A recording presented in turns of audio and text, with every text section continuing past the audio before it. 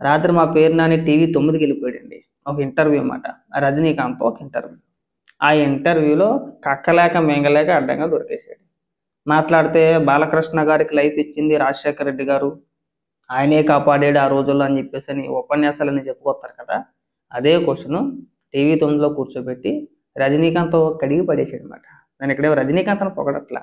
అయితే ఎన్ని విధాలుగా మాట మార్చేసాడంటే 6 నిమిషాల వీడియో. ఆ రోజుల్లో రాజశేఖర రెడ్డి గారు చట్టాల్లో ఉన్న లొసుగులన్నీ ఉపయోగించి బాలకృష్ణ గారిని కాపాడారు అనేది పేర్ని నాని వాదన. అటుపక్క రజనీకాంత్ ఏమో అలా ఎలా కాపాడతాడు ముఖ్యమంత్రి? అంటే తనకు అనుకూలంగా ఉన్న వ్యక్తులందరినీ కూడా ముఖ్యమంత్రిగా ఉంటే సరిపోద్దా? కాపాడేస్తారా? చట్టాన్ని మీ చేతుల్లోకి తీసుకున్నాడా ఆ రోజుల్లో రాజశేఖర రెడ్డి అంటే, దానికి అలా ఎందుకు తీసుకున్నారు మీరు? అలా తీసుకోకూడదు దీన్ని.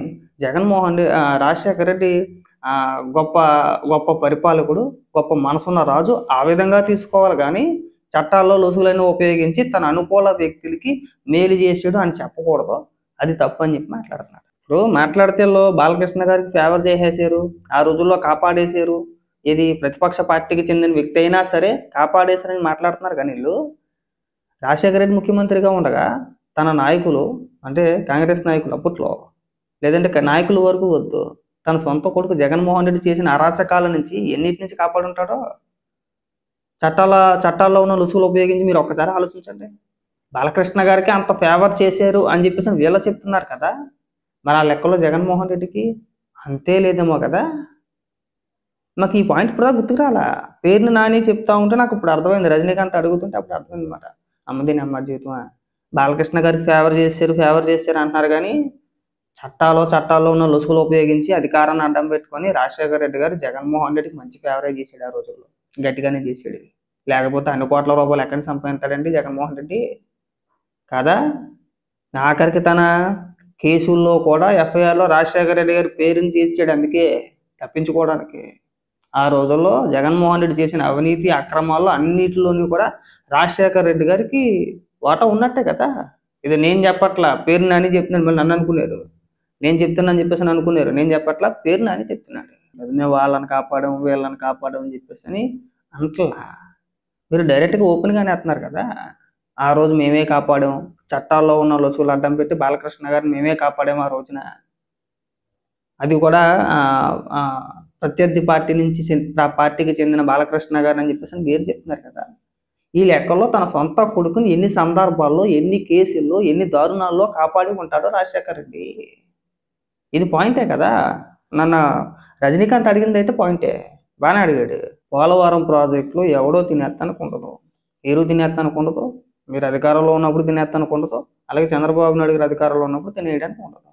ఎందుకంటే పీపీపీ అనేది ఒకటి ఉంటుంది, Polavaram project authority, PPA, Polavaram project authority అని చెప్పేసి ఒకటి ఉంటుంది. అది కేంద్రం నిర్మించింది, మంద కాదు అది. మనం ఎంత ఖర్చు పెట్టినా, రాష్ట్ర ప్రభుత్వం నుంచి ఎంత ఖర్చు పెట్టినా పోలవరం ప్రాజెక్ట్ అథారిటీ ద్వారాగానే ఖర్చు పెట్టాలి కదా. లేదండి నేను పోలవరం ప్రాజెక్టుకి ఓ ₹1,00,000 కోట్ల ఖర్చు పెట్టాను, నాకు డబ్బులు ఇచ్చానంటే ఆ ఎల్ఎంఆర్ మోనో 2 బ్యాగులు ఉన్నాయి పట్టుకెళ్ళిపోంటారా. మనం ఖర్చు పెట్టిన ప్రతి ఒక్క రూపాయికి లెక్క ఇవ్వాలి. మళ్ళీ తిరిగి కేంద్ర ప్రభుత్వం రాష్ట్రానికి డబ్బులు ఇవ్వాలన్నా సరే పోలవరం ప్రాజెక్ట్ అథారిటీ ఒక నివేదిక ఇచ్చి ఇగో ఇంత ఖర్చు పెట్టారు రాష్ట్ర ప్రభుత్వం అని చెప్పేసి ఒక నివేదిక ఇస్తేనే తిరిగి మనకి కేంద్ర ప్రభుత్వం నిధులు ఇచ్చేది, లేకపోతే లేదు. అడ్డగోలుగా ఎంత పడితే అంత నోటి లెక్కలతో చెప్పేసి నేను ₹1,000 కోట్ల ఖర్చు పెట్టేశానంటే కుదరదు. నీకు ఆ మాత్రం ఇంగిత జ్ఞానం లేదు, నువ్వు మంత్రిగా చేసేసావు. మీరు ప్రజా నాయకులు, పైగా మీరు పోలవరం ప్రాజెక్ట్ని ఎందుకు ముట్టుకోలేదు 5 ఏళ్ళు? స్టార్టింగ్లో పెద్దగా తినేద్దాం అనుకున్నారు, మీకు తెలియక అవగాహన లేక, పోలవరం ప్రాజెక్ట్ గురించి పూర్తిగా అవగాహన లేక మనం కూడా గట్టిగా వేసేద్దాం, చంద్రబాబు నాయుడు గారు భయంకరంగా తినేశారు, మనకేం తక్కువ అని చెప్పేసి ఏం చేశారు, పోలవరం ప్రాజెక్టులో అవినీతి జరిగిందని చెప్పేసి రివర్స్ స్టాండింగ్ అని చెప్పేసి వెళ్ళారు. వెళ్ళి మేము ₹500 కోట్ల మిగిలి చేసామన్నారు. ఎవరికి మిగిలి చేసారు ₹500 కోట్ల? రాష్ట్రానికా? ఆ ఖర్చు భరించేది రాష్ట్ర ప్రభుత్వం కాదుగా, కేంద్ర ప్రభుత్వంగా. నువ్వు రివర్స్ టెండరింగ్కి వెళ్ళి ఏం చేసేవారు అంటే కేంద్ర ప్రభుత్వానికి నేను ₹500 కోట్ల మిగిలి చేశాను అన్నాడు. ఆ తర్వాత తెలిసింది పోలవరం ప్రాజెక్ట్ అథారిటీ అనేది ఒకటి ఉంటుంది, మనం ఏం ఖర్చు పెట్టినా సరే దాని ద్వారాగానే ఖర్చు పెట్టాలి, మనకి కేంద్రం మళ్ళీ తిరిగి నిధులు ఇవ్వాలంటే, చెల్లించాలంటే పోలవరం ప్రాజెక్ట్ అథారిటీ అనేది ఒక నివేదిక ఇవ్వాలి, ఇవో రాష్ట్ర ప్రభుత్వం ఇంత ఖర్చు పెట్టిందా లేదా అనేది ఆ నివేదిక ద్వారాగానే మళ్ళీ మనకి తిరిగి డబ్బులు చెల్లింతారని చెప్పేసి తర్వాత తెలిసింది మీకు. అప్పుడు చల్లబడిపోయారు. అప్పుడు మొత్తం పోయింది. అప్పుడు అయిపోయి పోలవరం ప్రాజెక్ట్ని పక్కన పెట్టేశారు. అబ్బాయి ఇందులో పని అవుతుంది, అబ్బాయి మనం తినేస్తానికి లేదని చెప్పేసి. లేదంటే అందులో కూడా గట్టిగా ఇద్దరు. అందుకే కదా 5 ఏళ్ళు ఎవరిని వెళ్ళలేదు. పోలవరం ప్రాజెక్టులోకి 5 సంవత్సరాలు ఒక్క మీడియాని అడిగి పెట్టనివ్వలేదండి. ఎవరిని వెళ్ళంలా. అదేదో నిషేధిత ప్రాంతంలాగా తయారు చేశారు దాన్ని. చివరికి పోలవరం ప్రాజెక్టు సర్వనాశనం చేసి పెట్టేశారు. మళ్ళీ ఇక్కడికి వచ్చేసి మాట్లాడుతున్నారు అడ్డగోలుగా. పోలవరం ప్రాజెక్టులో తినేస్తారా మీరు ఎంత తినేసారు లెక్కేసుకుంటే దానికి సమాధానాలు ఉండవు. ఇది వాస్తవం. ఇప్పుడు రజనీకాంత్ చెప్పింది ఏదైతే ఉందో అది 100% వాస్తవం. ఆ రోజున తనకు కావాల్సిన వ్యక్తుల్ని కేసుల నుంచి కావచ్చు, లేదంటే ఇంకా వేరే వాటి నుంచి కావచ్చు, అన్నిటికీ అడ్డగోలుగా తన ముఖ్యమంత్రిగా ఉన్నాడు కాబట్టి అధికారాన్ని ఉపయోగించి వాళ్ళందరినీ కూడా బయటేసాడు రాజశేఖర్ రెడ్డి. రజనీకాంత్ చెప్పింది అయితే 100% వాస్తవం. ఇప్పుడు మాట మార్చేస్తాడా ఆ పేరునని? అది ఏం చెప్పాలో అర్థం కాదు. ఇంకా స్టన్ అయిపోయాడు. అలా ఎలా అంటారు మీరు? ఎలా తీసుకుంటారో? నువ్వు ఎమ్మెల్యేగా ప్రమాణ స్వీకారం చేసేటప్పుడు ఏమని చేస్తావు? రాగద్వేషాలకు అతీతం అని చెప్పేసినా కదా చేస్తాం మనం కదా. చట్టం అనుగుణంగా నేను పని చేస్తామనే కదా నువ్వు అంటావు. ఎలా చేస్తావు? గొప్ప రాత మరి డైలాగులు మళ్ళీ మనకి రాజనీతి తోటకూర అని చెప్పేసి అని లాజిక్గా ఒక పాయింట్ అడిగాడని చెప్పేసి అని. రాజశేఖర రెడ్డి గారికి మీకు ఏమైనా గొడవలు ఉన్నాయా? అంటే గొడవలు ఉంటేనే అడుగుతారా? మీకు నచ్చినవి అన్నీ అడిగితేనేమో రాజశేఖర రెడ్డి గారు ఆయనకి గొడవలు లేనట్ట. ఏం పేరునాని మాట్లాడడానికన్నా కొద్దిగా సిగ్గు ఉండాలి. నీకు సిగ్గు అనేది ఉండదు అసలు. మరి అదేం జన్మ నాకు అర్థం కాదు. మరి ఆ మాట అన్నప్పుడు మీరు మాట్లాడకూడదు, మూసుకొని ఉండాలి. ఆ రోజు ఏం జరిగింది అనేది మనం ఇప్పుడు తవ్వేసి రాజశేఖర రెడ్డి గారు గొప్ప దేవుడండి, బాలకృష్ణ గారిని కాపాడేసాడండి, చట్టాల్లో లొసుగులన్నీ ఉపయోగించేసాడండి.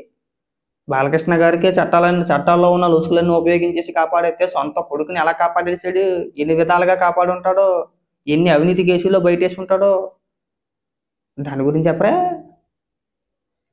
ప్రత్యర్థి పార్టీ అయిన బాలకృష్ణ గారినే కాపాడితే సొంత కొడుకు అయితే ఇంక చట్టం చుట్టమే. అందుకే కదా అన్ని కోట్ల రూపాయలు సంపాదించేసింది జగన్మోహన్ రెడ్డి. ఏం పేరునని కాదా? ఇప్పుడే కదా స్టార్టింగ్లో చెప్పుకొచ్చాడు కదా. స్టార్టింగ్లో ఏమన్నాడు?